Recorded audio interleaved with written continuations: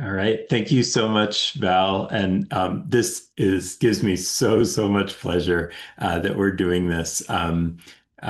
Lori Emerson is a dear friend and colleague in the Media Studies department at the University of Colorado Boulder. And the book that we're going to hear about today is such an extraordinary creation that comes out of years of work, not only in research and writing, but also in space making and collecting. Lori is the founder of the Media Archaeology Lab at CU Boulder, which is a lab full of old machines, including old computers, and so this work comes out of the practice of tending to these creatures. And this is the space where also my lab meets. So we work together all the time, and it's an incredibly inspiring space. And I hope it's one that, if any of you get the chance to come near Boulder, Colorado, I'd love to take you on a tour. Um, the opportunity for this session, though, was not the result of my evangelism of my extraordinary colleague. It came up in the Metagov conversation. People asked, "Hey, could we get this? Could we get a seminar about this new book that I just saw?" And I thought, "Oh yes, we should. I would love to help with that." So I'm so glad that this idea bubbled up in our community and that we have the chance to hear from Laurie about this extraordinary work, which is so important in helping us remember what we have that what we have in the structure of our internets, as in so many other institutions, is not what is only one option of what we could have.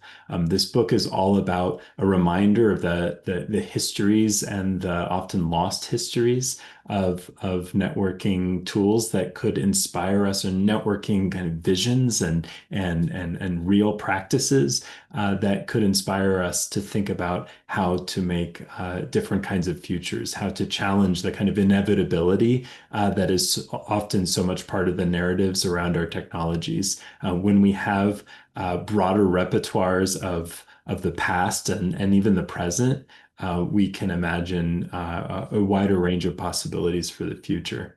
That's why I've always thought it's so important for my lab, which is thinking about the future of governance, to meet in the spaces that Lori has created physically, and why I think it's so important that we as the Metagov community is hearing from Lori today about this extraordinary book. So I will turn it over to Lori. We'll have a discussion afterward. Please share your. We'll do like a hand raising thing, but feel free to keep the conversation going in the chat. Get started thinking about questions that you'd like to ask, and I'll facilitate that. Lori, take it away. Thank you, Nathan. That was such a nice introduction. And sincere thanks to the whole Metagov group for inviting me to be here today, and really appreciate people taking time out of their Wednesday to hear about nerd stuff, as I call it. Okay, let me see if I can share my slides with you all.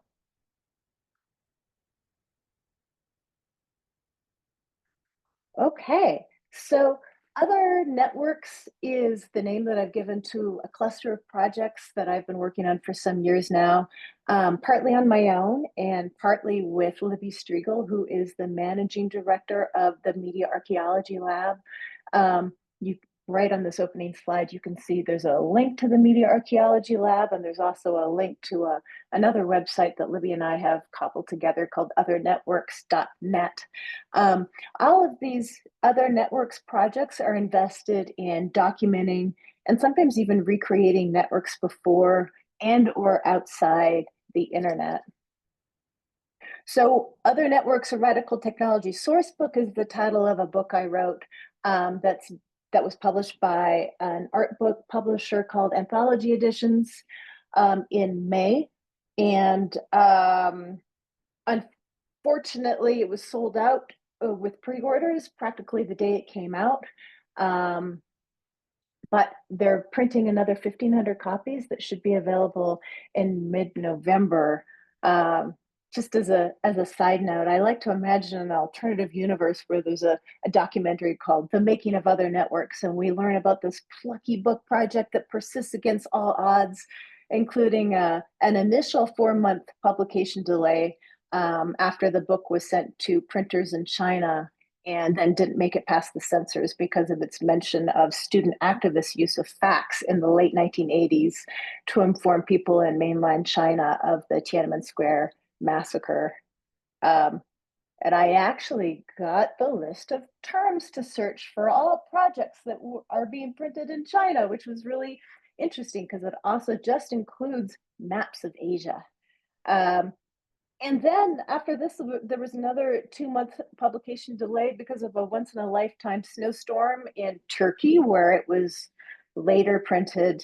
And now, interesting way to conclude the story. Anthology Editions is, I believe, technically out of business, and they are no longer publishing new books. So yeah, what an interesting adventure. So anyway, today I'm going to start off by talking about why other networks are so important. And I'm pretty sure I am preaching to the choir, so I hope you'll just patiently listen to me talk about it. And then I'll talk about examples of other networks. Even though I can only talk about a handful today, I think that it's the sheer volume of other networks that's also important to show how much of this history has been forgotten or brushed aside in the name of the new. So in 1972, after 4 years as publisher of the Whole Earth catalog, Stuart Brand wrote a piece for Rolling Stone magazine detailing the surprising convergences he saw happening between computer scientists at cutting edge research institutions like Stanford and Xerox PARC and the so-called computer bums. I miss computer bums. Computer bums working to bring, as he put it, computers to the people. By this point, time-sharing networks had been around since 1961, and members of the counterculture were well on their way to launching their celebrated grassroots community memory project in 1973, and that's what you're looking at here is an initial, like, kind of a demo of community memory. Alongside these developments, the ARPANET had also been active since 1969. Mini computers had emerged already in the mid-1960s as smaller, more affordable alternatives to mainframe computers. Microcomputers, those smaller and more affordable computer kits for hobbyists, had also begun appearing in 1971. And we were just a few years away from the advent of personal computers, pre-built machines for home use that featured keyboards and screens. And I love talking about this with my students because to them, that is what a computer has always been and always will be, as a computer with a keyboard and screen. So it's really great to introduce them to alternative past futures of computers where, you know, for all we know, we could be playing with little devices in our pockets that work with switches and have no keys, no keyboards, no screens. By the early 1980s, an international power struggle was brewing over whether and how to connect this bafflingly wide array of computers and local, national, and international computer networks, which eventually resulted in the worldwide adoption of TCP/IP. The Transmission Control Protocol, Internet Protocol, enabled the interconnection of nearly any computer network to create the largest network of networks that we now just call the Internet. As networks gradually moved away from the domains of government-regulated postal, telegraph, and telephone services and research institutions, and then more towards the domain of massive international conglomerates, it started to become next to impossible to figure out where one network ended and another began, let alone where these networks were, how they worked, and how you could figure out the nature of our access to these networks. The community of community memory had largely been eclipsed by a cacostocracy of corporations. And I came across this word about a year ago, and it's just so incredibly perfect for the moment that we're living through. And if you don't already know, it means governed by the least qualified or most unprincipled citizens. So at the same time as this momentous shift took place from the late 1960s to the mid-1990s, the public's collective memory of what had come before this period started to grow very blurry and ill-defined, particularly in the face of these stories that are repeated over and over and over again about the internet's invention and its status as the apex of usually American innovation. So now we're in 2025, and I'm sure I don't need to catalog for all of you the state of things, including misinformation as a daily norm, along with relentless tracking, surveillance, and the monetization of every single click, scroll, or pause, all of which now seems to be in the service of end days fascism, as Naomi Klein and Astra Taylor put it a few months ago in a piece for The Guardian. The internet is now the very opposite of innovation, inventiveness, and progress. Even tech entrepreneurs seem aware that we're living through a turning point, although depending on their values and investments, their opinions vary on whether today's internet is taking a turn for the worse or for the better. So an interesting example for me was came about in December of 2023, where the American technology executive and entrepreneur Anil Dash penned a piece, again for Rolling Stone, in which he said that with the increasing popularity of the relatively new and non-commercial social media platform Mastodon, along with what he called the raucous hedonism of Blue Sky, which always makes me laugh because that is not my experience of Blue Sky. The world for him is witnessing the complexity and the multiplicity of the weirder, more open web that's flourishing today.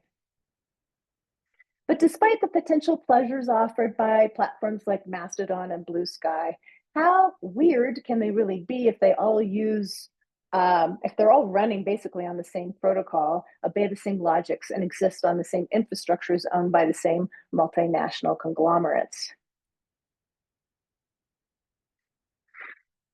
Even though most major internet platforms continue to push for in Guattari's words, centralization, conformism, and oppression that Felix Guattari observed back in 1993, I do think we're also witnessing a shift toward what Guattari also observed in his words, miniaturized systems that create the possibility of a collective appropriation of the media.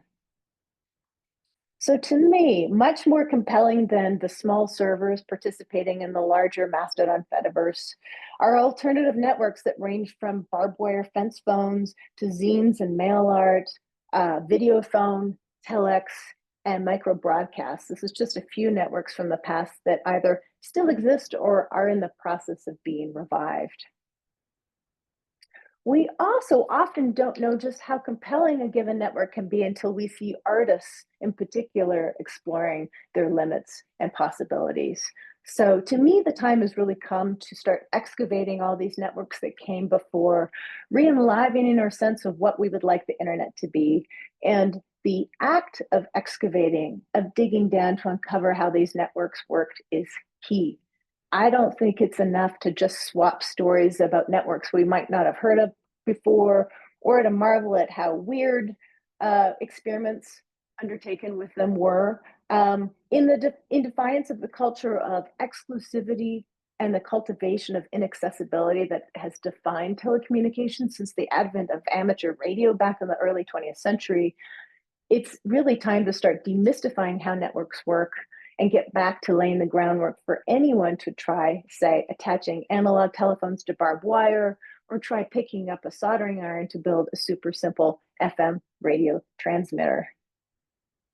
Not only is another internet possible, but we are all actually capable of building our own networks. So what you're looking at here is a pamphlet that Libby and I wrote maybe a year ago, where we walk people through how to build your own mini FM transmitter that's based on the work of the radio artist Tetsuo Kagawa that did these workshops in the 1980s. His instructions are, it turns out, kind of difficult to follow, and a lot of the parts that he recommended people get are no longer available.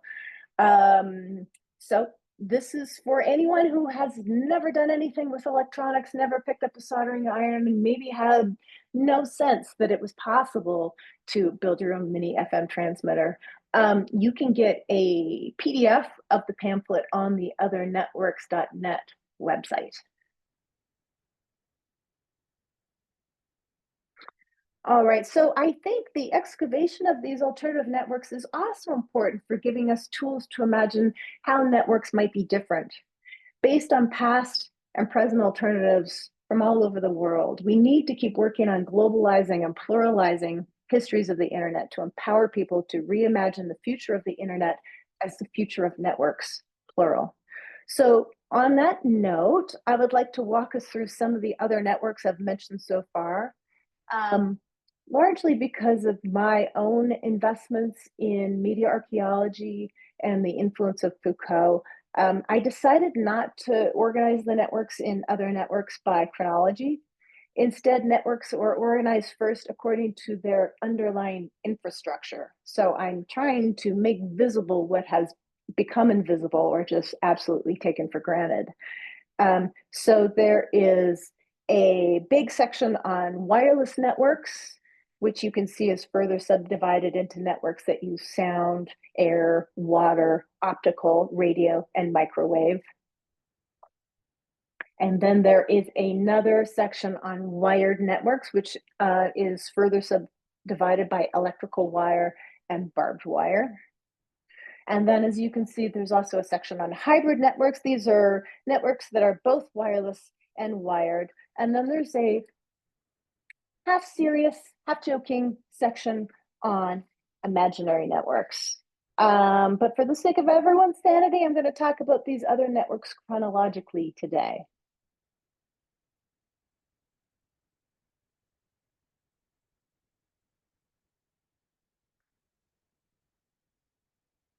One, postal system.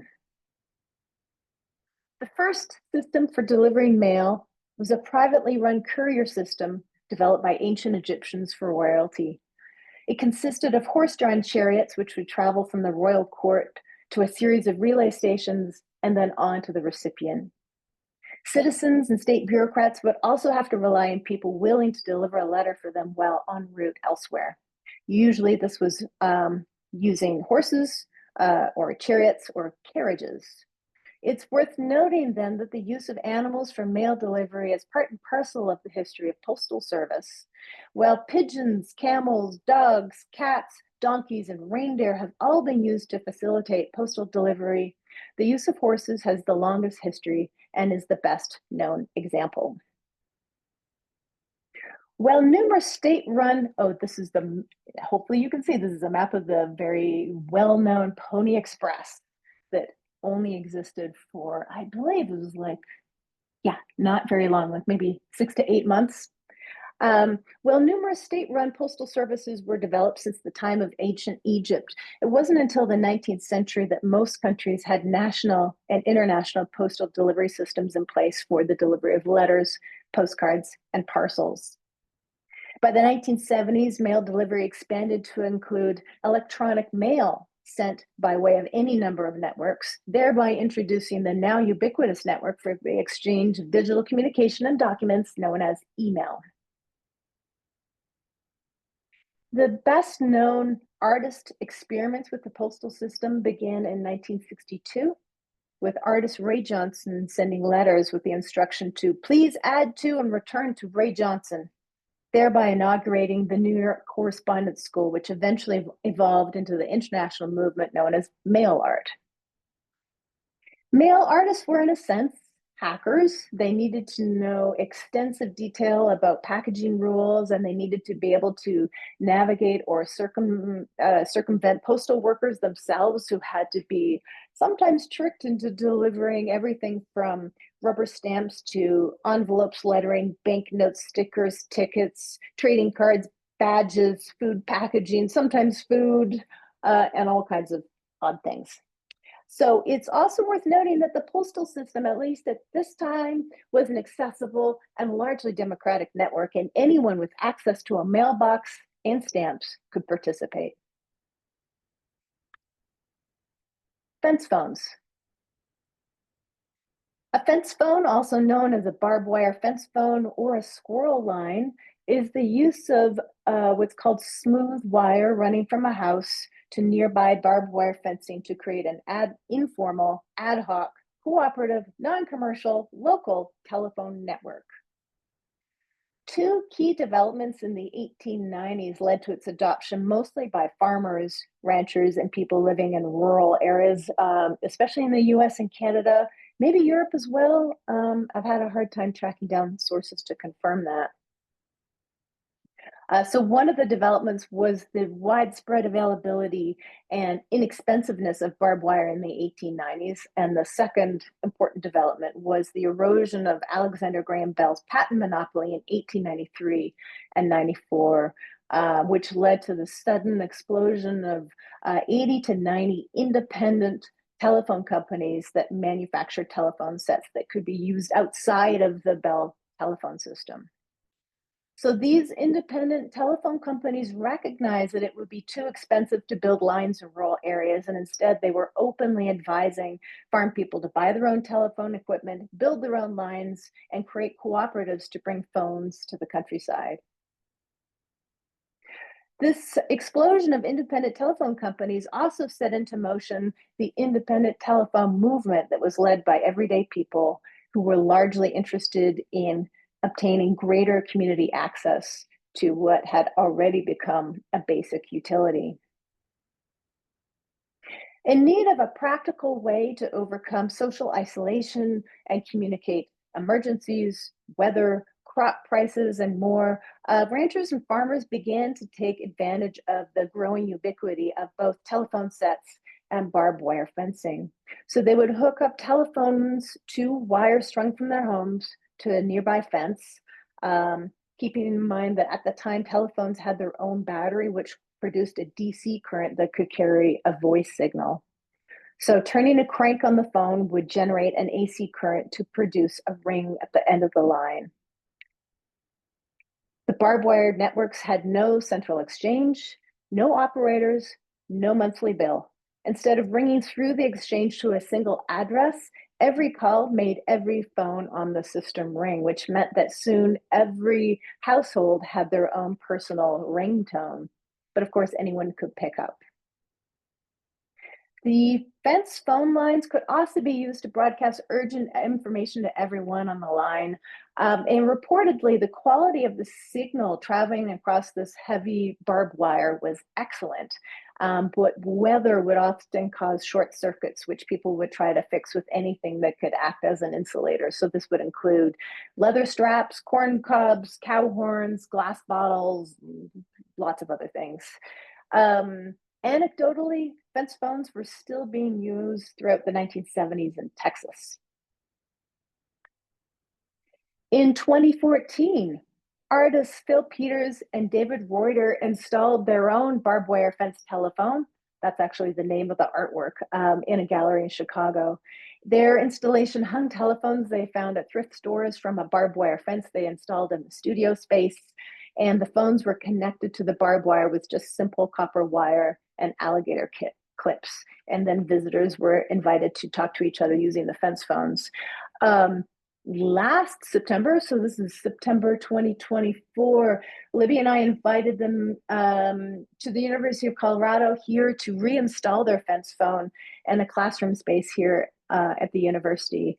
And this also prompted one of our community members, oh, this is our installation, this is what it looked like. And to my surprise, when I pitched this idea to our dean, she said, sure. And I think she was enthusiastic until she went and poked the barbed wire and realized that it really was barbed wire. Anyway, it also prompted one of our community members here to get Apple Talk working over barbed wire. And some of you might know that Apple Talk was a protocol that Apple developed in the mid-'80s, specifically for Apple computers to communicate with each other, or with other devices like printers or teleprinters.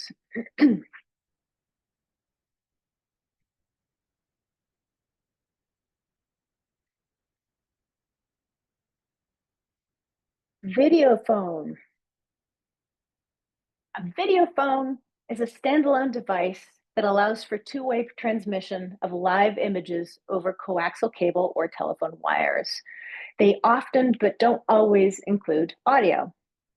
The term video phone largely came into being in the 1980s with the advent of affordable devices that were capable of two-way transmission, and these were essentially very low-resolution televisions with built-in modems and cameras. One such device, originally called an iconophone and later referred to as a picture phone, included two-way television, video telephony, and video conferencing. And so you can really easily see this as a progenitor of contemporary web conferencing platforms like Google Meet, Zoom, and the now defunct Skype.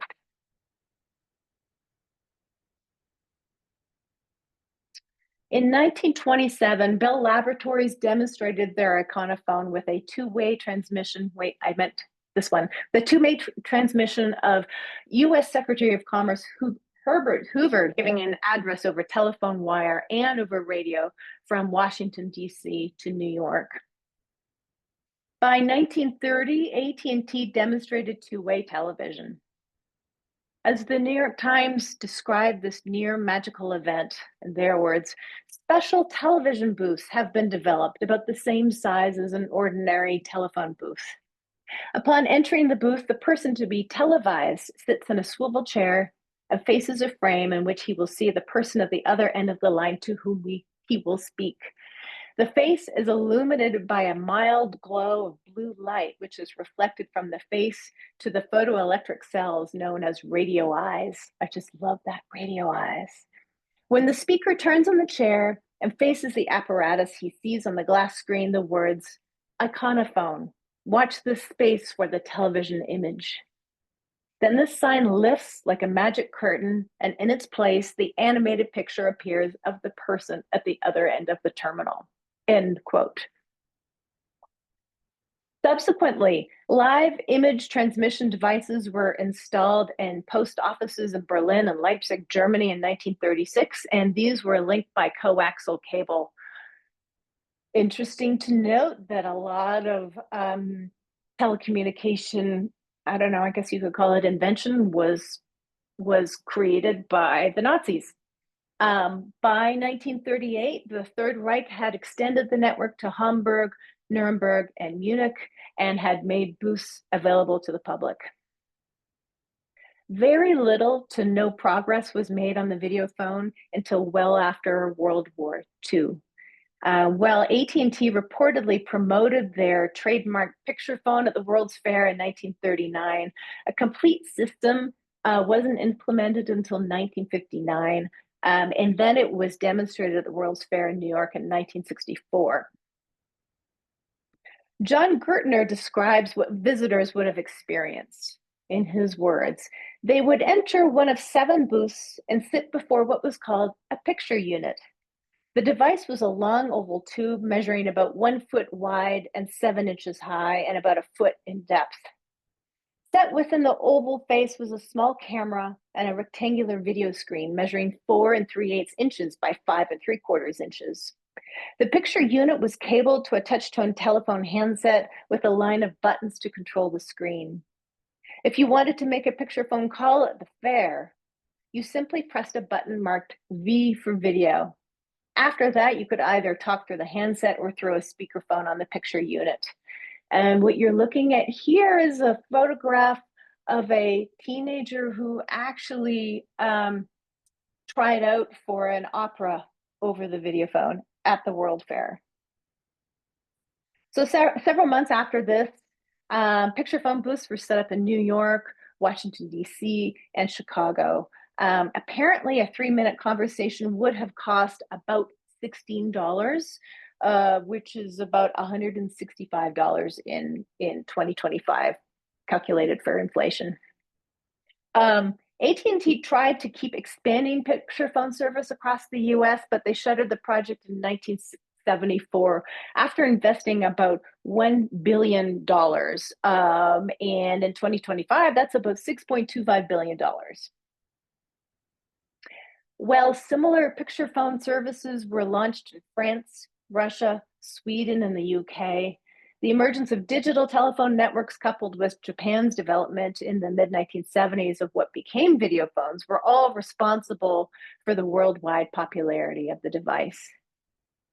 But now with the phasing out or even just the ending of the public switched telephone network that is mostly run by governments, and the ubiquity of the integrated services digital network, video phones are increasingly difficult to use for long distance communication. However, you can still use them to transmit to each other. All you need to do is just connect a telephone wire from one to the other.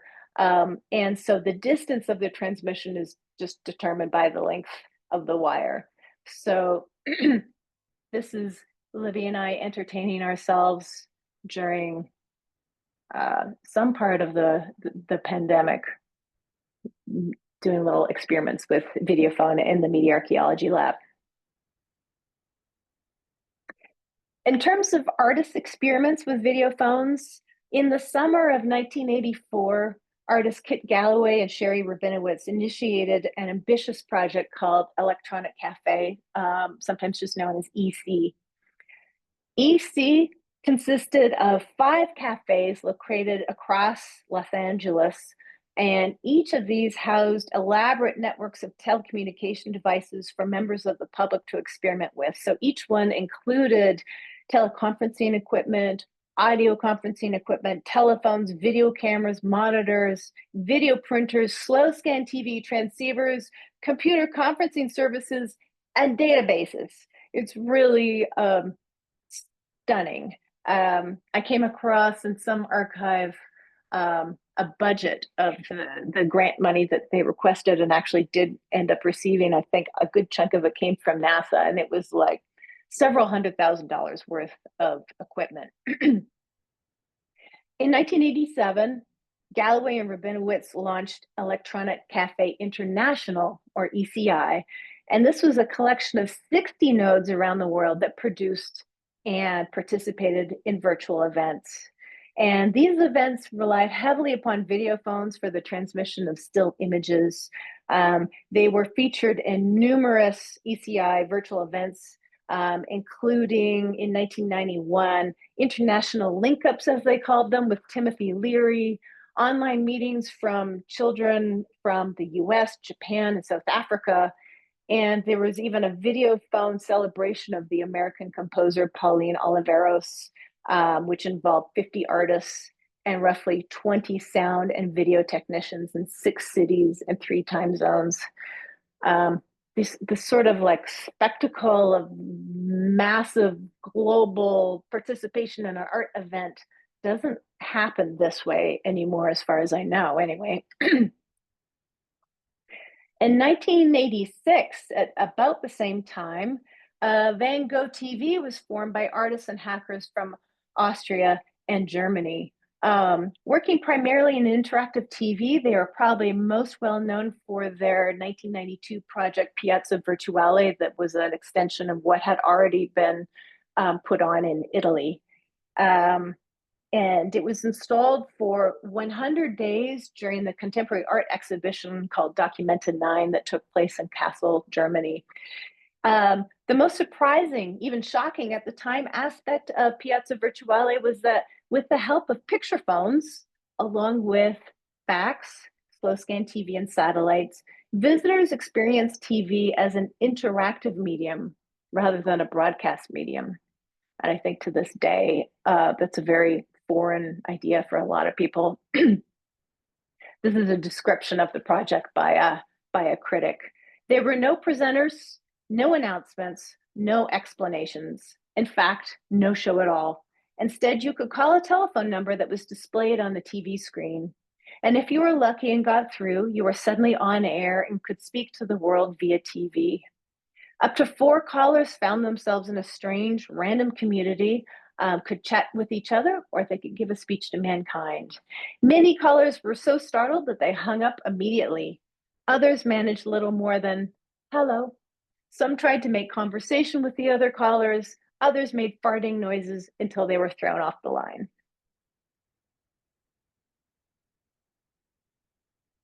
telex. I'm almost there. Thank you for paying attention, everybody.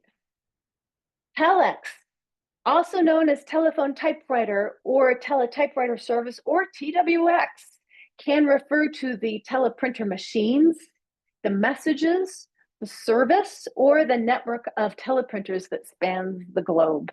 So this is one of many reasons why people have a hard time understanding how networks work, because of weird shifting, morphing nomenclature. Considered in its totality, however, telex is primarily for text-based communication, and it used the circuits of the public switch telephone network, or sometimes private lines. The sending and receiving devices are teletypewriters or teleprinter devices, and the sending and receiving signals are derived from telegraphic signaling, and that the presence or the absence of a level of electric current indicates a mark and a space. And these are either recorded on paper tape or they're automatically converted to characters.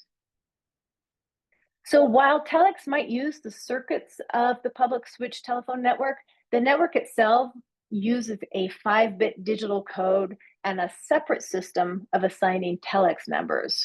So I think this is why it's often conflated with the telephone network, but it is in fact separate.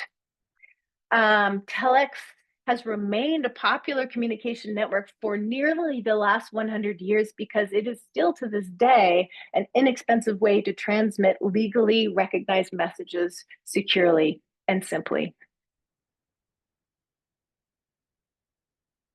The first documented and publicly available telex network was AT&T's teletypewriter exchange service called TWX. This was launched in 1931 with 16,000 teletype machines. Whoops.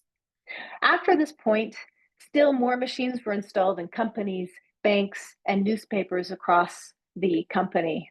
To make a call, the customer would look up the number in the nationwide TWX directory, and they would call an operator to be connected. And once connected, the two subscribers could type their messages and reply. So it was basically texting in the 1930s. A year later, in 1932, Western Union inaugurated its own telex network that they called timed wire service. And they used their telegraph lines for one-way customer use. Given that sending a telex was cheaper and in many ways easier than placing a long-distance phone call, it was quickly adopted by the press, travel agencies, airlines, governments, and embassies. And as the decades progressed, Western Union continued to develop its network, launching an automatic telex service between New York City and 12,000 subscribers in Canada in 1958. In 1969, Western Union purchased AT&T's TWX network, making them the de facto provider of telex to the US until they ended the service in 2006. The first telex networks in Europe were set up between Berlin and Hamburg, Germany, again from 1933 to 1935. And at the beginning, in this early period, only about 40 private subscribers were included in the network. The German Reichspost adopted the system in 1935, and by 1940, the German telex network had roughly 10,000 subscribers. Networks were also then set up in England in 1935, in France in 1946, Japan 1956, and Australia 1959. By 1970, telex services were also available between North America and Europe and throughout most countries in the world. And at its peak in the late 1980s, telex had roughly 1.7 million subscribers worldwide. It wasn't long, however, before it was eclipsed by the popularity of what I call, just for accuracy's sake, telefacsimile or fax, and computer network-based communication, such as email. Still, the technology hasn't altogether disappeared. I've heard stories about how people in the Balkans and elsewhere still send telegrams to express condolences. You can also use the service that's called International Telegram or iTelegram to send or receive telegrams around the world. And in fact, I received one for my birthday last year. The company operates the former Western Union telex network, and they claim that telegrams remain a popular way to send important messages since people use them for canceling contracts and sending legal notifications because a time-stamped copy of the message is retained in their files for 7 years and can be legally verified.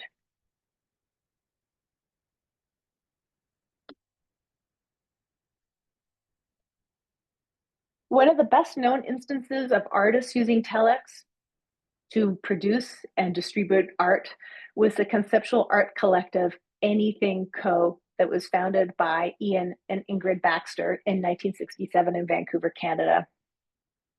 Until their breakup in 1978, the pair used Anything Co. as a way to appropriate the discourse of capitalism for artistic ends. The group also often used telex as part of their projects because for them at that time, telex symbolized, in their words, corporate legitimacy. And in the late 1960s and early 1970s, telex was a deeply ingrained means for conducting business. Anything Co. created numerous telex and telecopier works between 1968 and 1970, most of which depict triangle-shaped networks of nodes across maps of Canada and the US. And while the telexes themselves also inscribed these shapes as they were transmitted from place to place. This is another example.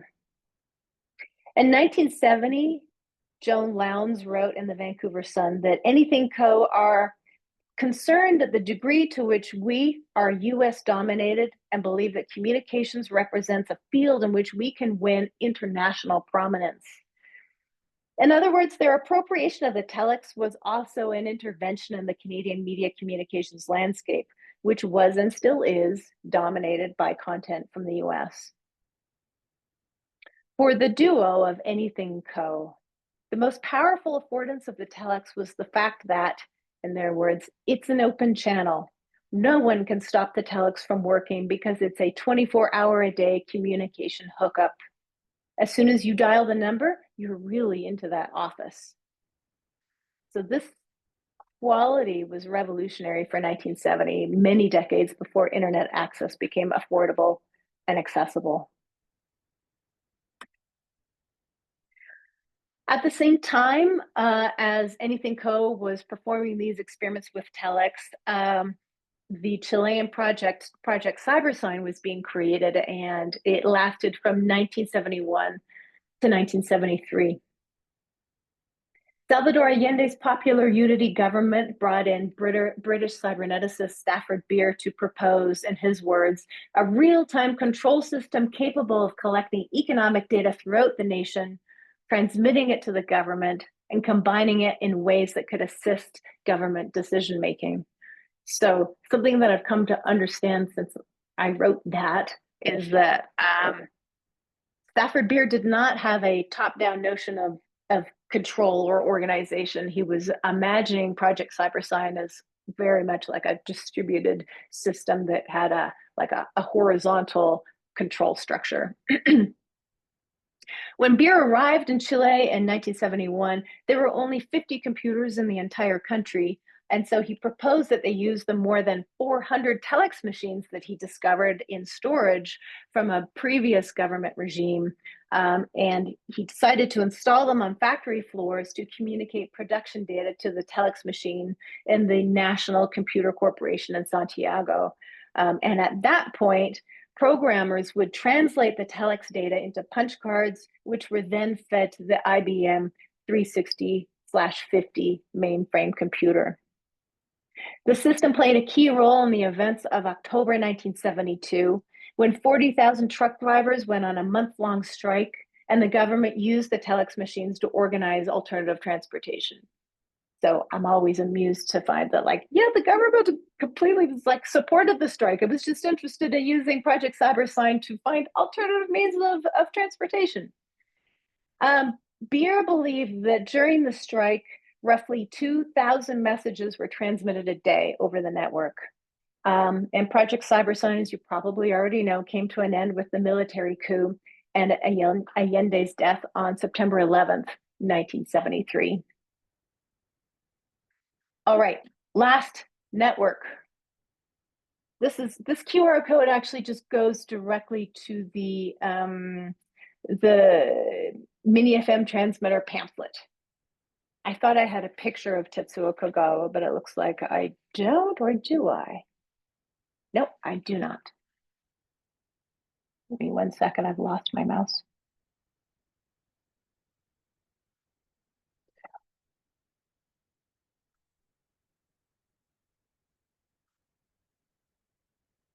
I seem to have lost the ability to share, so hopefully you grab that QR code, or you can just find it on the othernetworks.net site. So microbroadcasting, it is often used interchangeably with the terms micro radio, mini FM, and sometimes even free radio. So these are all a collection of practices involving the use of a low power transmitter over a limited distance, reaching a limited number of people. It's also considered a type of community media because of its local and non-commercial nature. So given the low power and short distances involved, microbroadcasting can be both unlicensed and legal. However, regulations determining the legal status and power of microbroadcasting vary a lot over time and from country to country. So as dudes online are very fond of warning me, if national regulatory bodies prohibit individuals from transmitting to their local community, microbroadcasting can turn into pirate radio.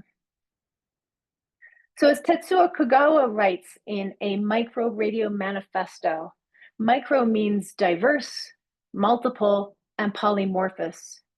If micro does not mean small in physical size, then even physically bigger radio stations could become micro. He continues, micro radio is an alternative to mass medium and global communications that could cover the globe with qualitatively the same pattern information. Based in Bologna, Italy, and lasting from 1976 to 1981, the unlicensed radio station Radio Alice could be seen as the first instance of microbroadcasting. Even though the founders referred to it as free radio, and technically at the time, it was probably pirate radio, it predated the emergence of the term microbroadcasting, and the group envisioned Radio Alice as a conscious micro radio experiment that tried to distribute control of the airwaves across many small transmitters. And what they were trying to do is flatten hierarchies between sender and receiver, embrace localism, and use art to unsettle, if not unseat, capitalism. As the editors of the Toronto-based magazine The Red Menace put it in 1978, Radio Alice broadcast news of the event as they occurred, often by airing telephone calls from militants who described events, called for assistance in a given sector, and reported police movements. The station was twice raided and closed down by police, but they resumed broadcasting by switching locations and resorting to a transmitter powered by a car battery. This is a tactic that people use today. Somebody was doing that very thing in the Boulder, Denver area just this past year. A few years later, in the early 1980s, Tetsuo Kagawa introduced free radio to Japan, calling it mini FM, as he led the way to hand building these tiny FM transmitters that used less than 100 milliwatts, and they only had a half-mile radius. The term micro radio or microbroadcasting then emerged in the US in 1983 in the wake of the police beating of African-American Duane Reedus and a public housing development in Springfield, Illinois. Reedus, who changed his name to Mbana Kantako, first created the Tenants' Rights Association, or TRA, and to make sure that the TRA could reach as many residents of the development as possible, he created radio station WTRA using a 1-watt transmitter, and he broadcast from his living room.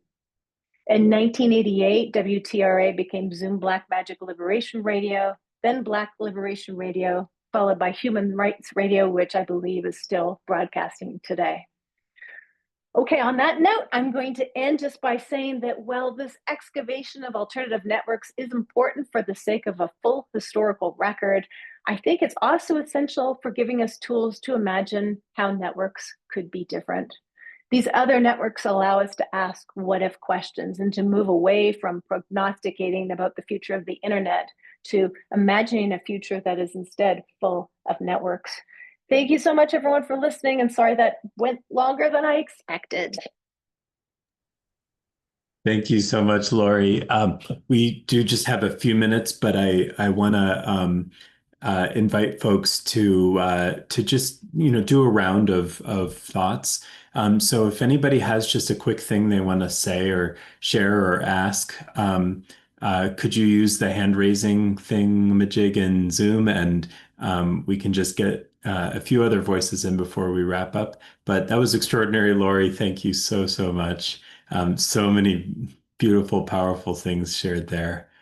Does anybody want to jump in if you want to use your Zoom hands? Okay, great. Charles, do you want to get started? Thanks. Yeah, that was amazing, epic. I think just to be quick, I'm wondering in regard to, let's say, internet at large or digital connectivity, what are there sort of a couple of the top things that you think have been lost and that we need to be reminded of today and tomorrow? Thanks. Did you say, I just want to make sure I understood the question. I'm really sorry. You said in terms of internet connectivity, did you say that? Yeah, sort of broadly the way that we're connecting now and this type of communication, collaboration, and so on. Sort of what was sort of lost and pushed, into the shadows or swept under the rug. I know time is done here, but thanks. Yeah, no, it's a nice question. I mean, I don't think my answer is terribly earth-shattering, but I think, from what I see with young people, what has mostly been lost is the sense that we actually have the power to build our own networks, that we do not need to just like give over our power to major multinational conglomerates or corporations. And as an example of that, the fact that so many of us have no sense of how radio works, no sense that we actually, that radio waves are a natural resource that all of us have access to, and that they're within our power to use to communicate. That's something really important that has been lost, along with, I'll just end by saying, a sense of how valuable small, limited local networks are, that maybe we are at a point where we don't need to be able to communicate instantly with all people everywhere. Yeah. All right. Great resource, the radio textbook. If you know it, or if you don't, then it'll fit right into your work. I'll put it in the chat. Amazing. Thank you so much. We've got to wrap up now, but there are so many ideas and enthusiasms voiced in the chat over the past hour, and clearly Lori's spurred a lot of imagination and play there. Thank you. Let's